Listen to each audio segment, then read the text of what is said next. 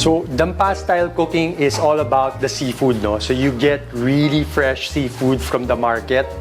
Tapos, they're going to cook it very simply. Pero again, kailangan yung style and kailangan yung seafood pa rin yung magiging star. So, the first thing we're going to do, itong prawns glazed in jasmine with glass noodle.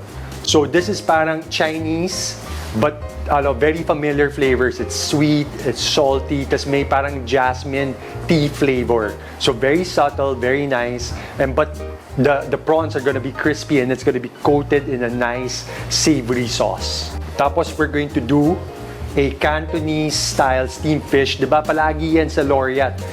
It's like the main event.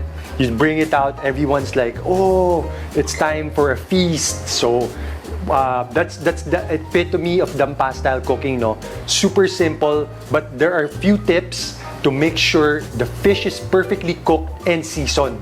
Kasi sobrang simple na nga niya, kailangan yung execution is flawless.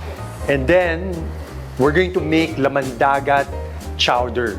It's the only chowder na kinakain mo with rice. So this is Pinoy-style, creamy, lots of seafood. There's like crabs, clams, and shrimp. And this really beautiful stock. So for sure, enjoy yan. And a bonus recipe of salted fish fried rice para yung handa mong Laureate is kompleto na. It will tie in everything together. It's salty, it's umami, and of course, it's rice. Para lahat ng handa mo, kompleto na. So salted fish fried rice only here at the Bailiwick Academy.